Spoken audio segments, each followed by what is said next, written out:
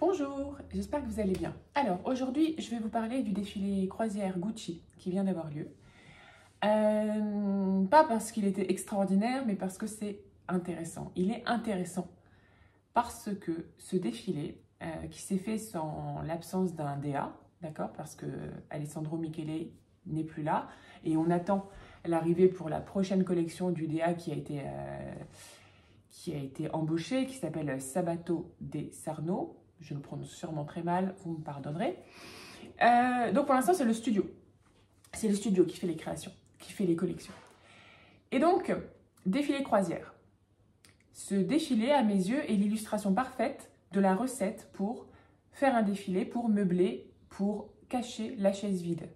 Ils ont utilisé tous les poncifs qu'il y a dans l'univers de la mode, qu'on pourrait associer au défilé, aux collections, pour patienter, pour faire patienter, vous voyez, pour faire patienter la clientèle avant que un créateur arrive avec un vrai propos.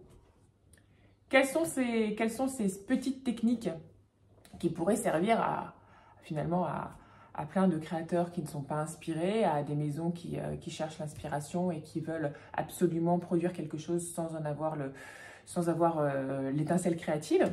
Eh bien, alors, premièrement, il faut une destination exotique. Il faut quelque chose qui, quand on va le poster sur Instagram, quand la presse va en parler, waouh, on ait quelque chose qui soit inspirant. Si c'est juste Paris, c'est pas top. Surtout si on n'a rien à dire.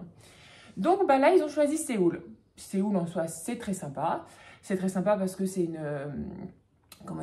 une ville où il y a énormément de télescopage entre l'ancien, le nouveau, des énergies limite futuristes, avec tout cet engouement. Enfin, les Coréens sont à fond sur les Sud-Coréens, sur les nouvelles technologies, tout ça. Et en même temps, il y a des quartiers où les gens ont des styles très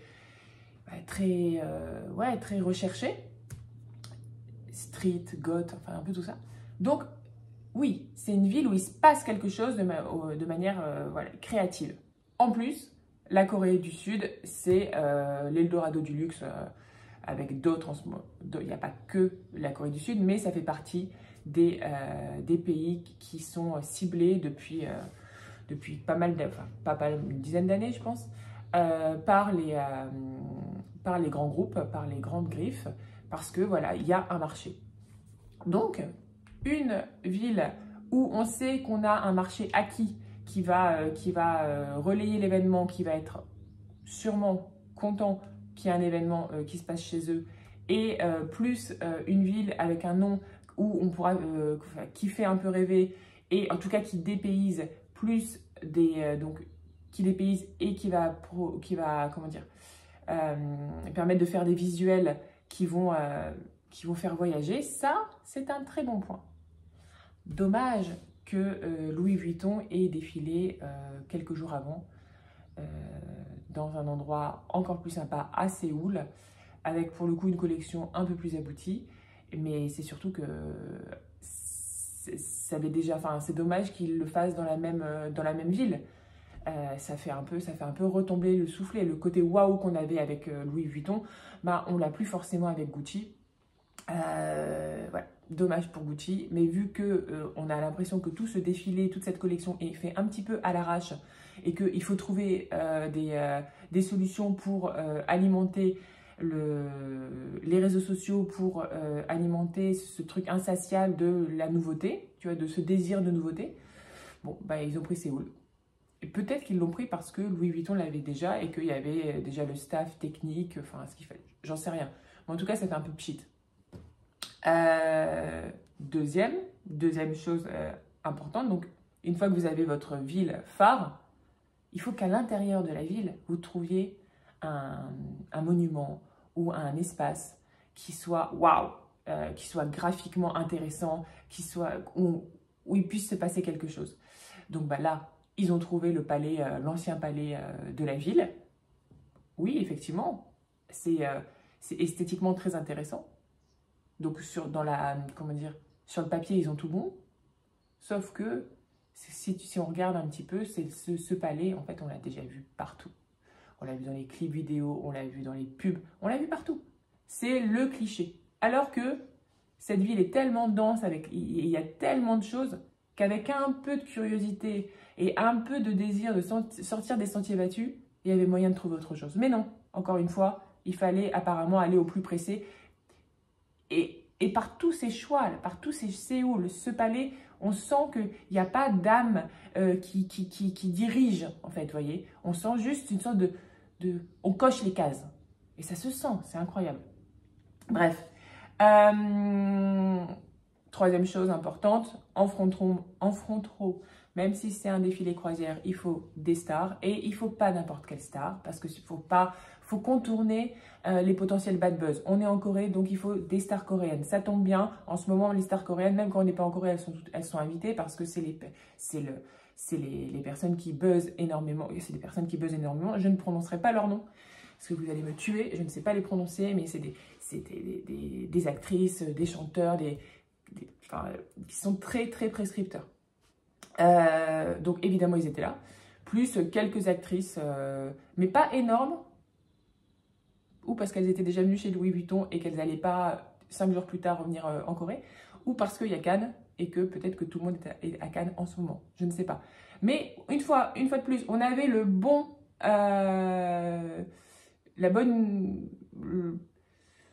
principe, vous voyez, un front row avec des gens locaux qui sont des stars locales, mais internationales, mais qui viennent de l'endroit, plus des stars qui ne sont pas du pays.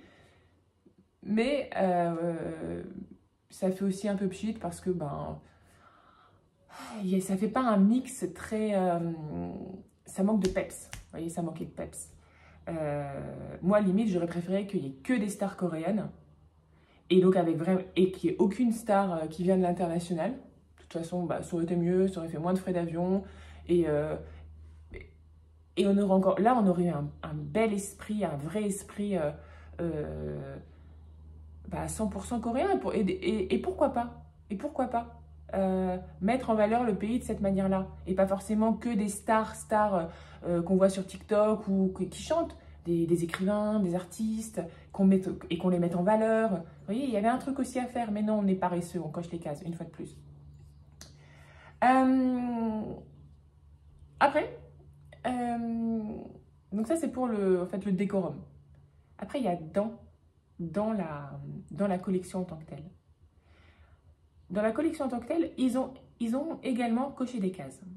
Et ils ont pris, par exemple, ce truc qui marche très très bien, c'est-à-dire quand on est une maison de luxe, choisir un sport et regarder le lexique de ce sport, le lexique vestimentaire, et se l'approprier et le mixer avec l'ADN de la maison. Alors ça peut faire des choses super sympas. Alexander Wang, quand il était bon au début, avait fait ça avec le football américain et il y avait eu des trucs très sympas. Il y en a là, ça peut être moins sympa. Chanel a fait ça aussi avec le surf, mais ils avaient juste un surf sous le bras. Ils n'avaient pas trop mixé les éléments du surf à l'intérieur des vêtements. Bref, ça peut être sympa quand il y a une vraie recherche de complémentarité entre l'ADN de la griffe et ce qu'apporte ce sport. Quand on le prend juste de manière superficielle, ça fait caricatural, ça fait déguisement.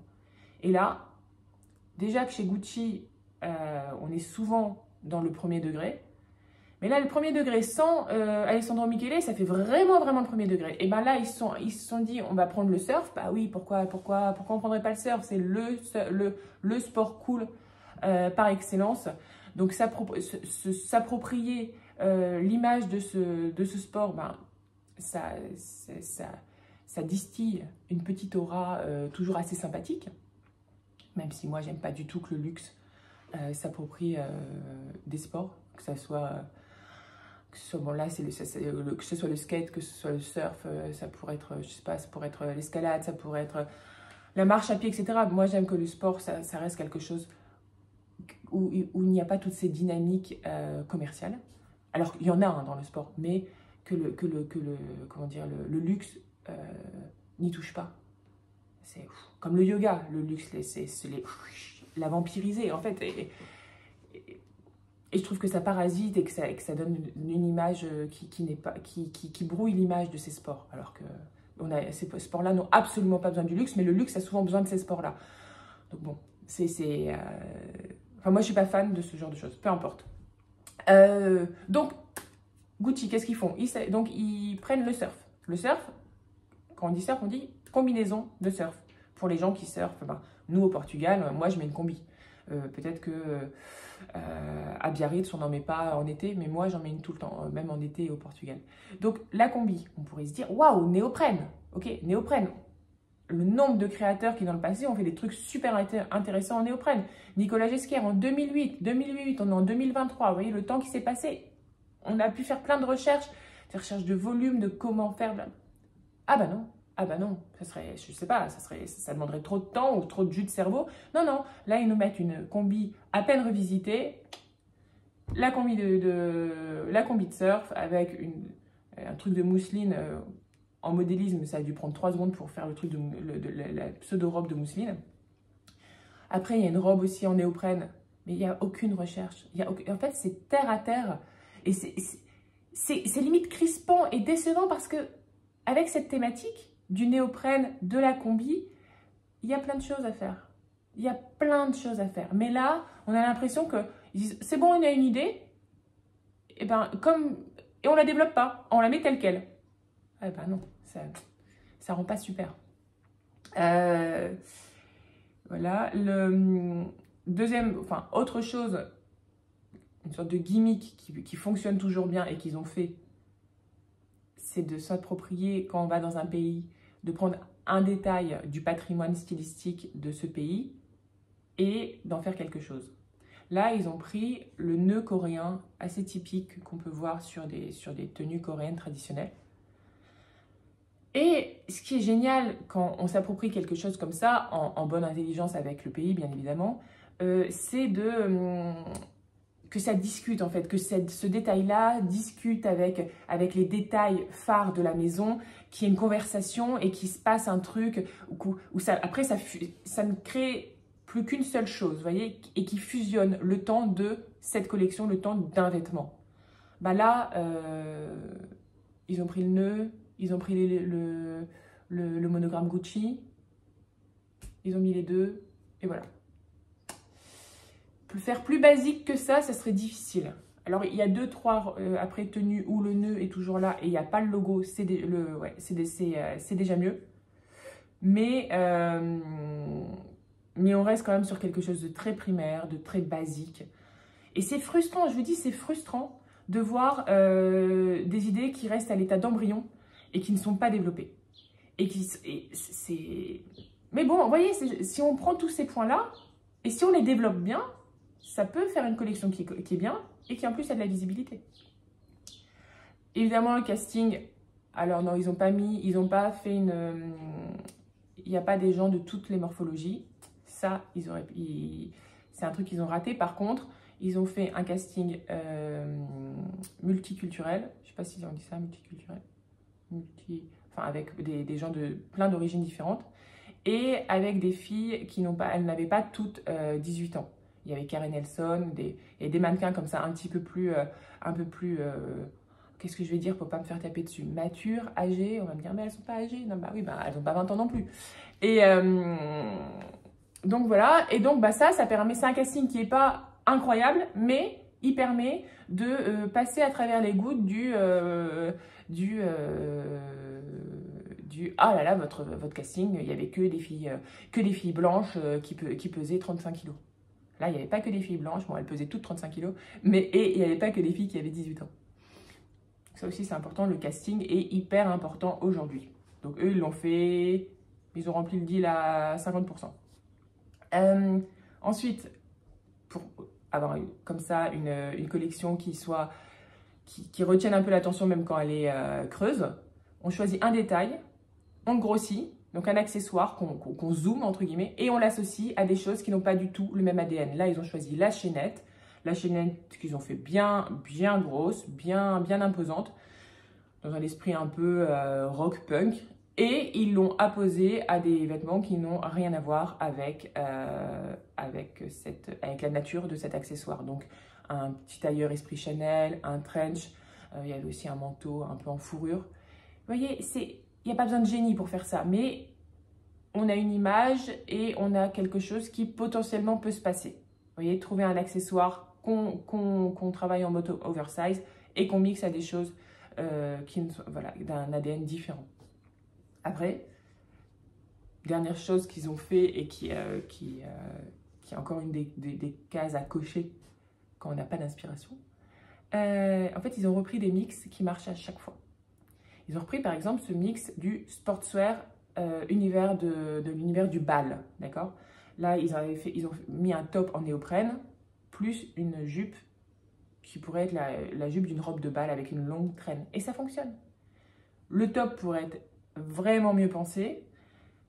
La jupe aurait pu être différente, peu importe. Le fait est que quand on télescope comme ça quelque chose d'extrêmement féminin, de poétique, de sensuel, avec quelque chose de utilitaire, ça match. Ça, c'est... on voit, dès que des créateurs font ça, à 90%, ça fonctionne. Même si la collection est nulle, ce passage fonctionne. Aussi, donc le mix, voilà, bal, sportswear, le tailleur jupe taille basse. Ça, c'est un truc aussi qui impacte. C'est joli, les silhouettes, quand il y a ce genre de truc, c'est juste posé sur les hanches. Ça fait une jolie silhouette. Souvent, c'est porté avec une veste à même la peau. Donc, on voit la peau, la veste va être plus ou moins cropped, le gilet va être plus ou moins cropped. Et ça aussi, c'est un truc qui fonctionne à chaque fois.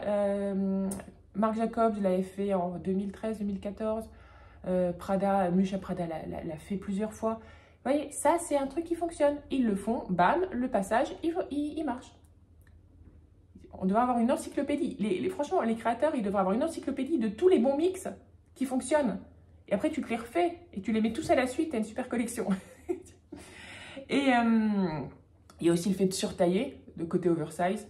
Tu ne te prends pas la tête. Tu te dis, tu as une silhouette banale. Tu mets 3 tailles au-dessus.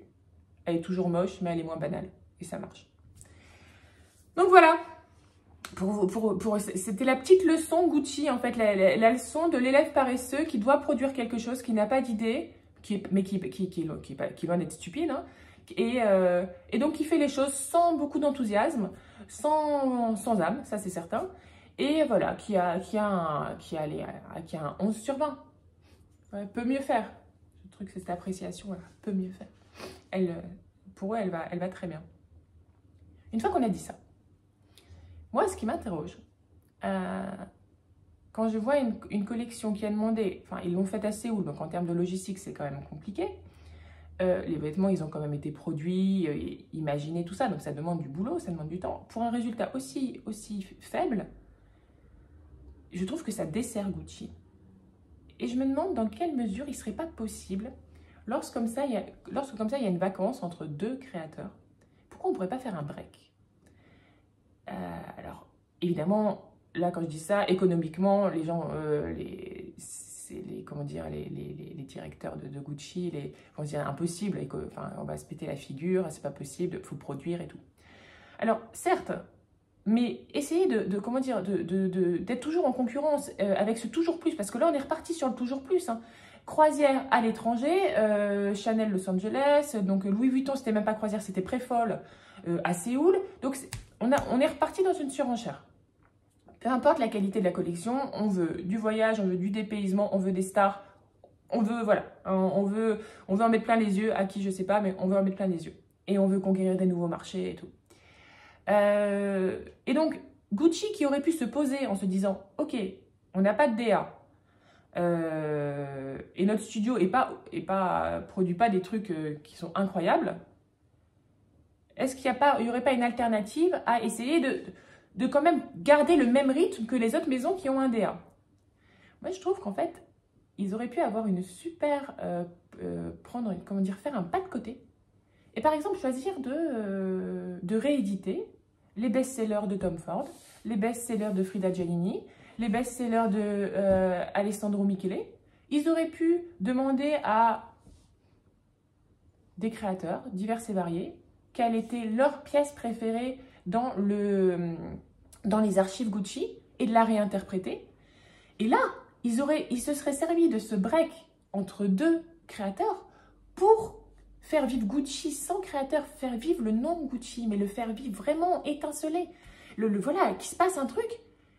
Et il y aurait eu des choses en boutique, et ça aurait créé un événement, et je pense que ça aurait cartonné, plutôt que de se retrouver avec un truc sans saveur, une sorte de yaourt fade, qui essaie de rentrer, de cocher les cases pour surtout pas être le dernier élève, mais qui finalement, ben, on s'en souviendra absolument pas de cette collection, mais absolument pas. Elle n'a aucun intérêt. Je comprends pas pourquoi le luxe n'a pas plus d'imagination. Sincèrement, ce que je vous dis là, je suis intimement persuadée que ça aurait fait beaucoup plus d'argent que leur pauvre collection croisière.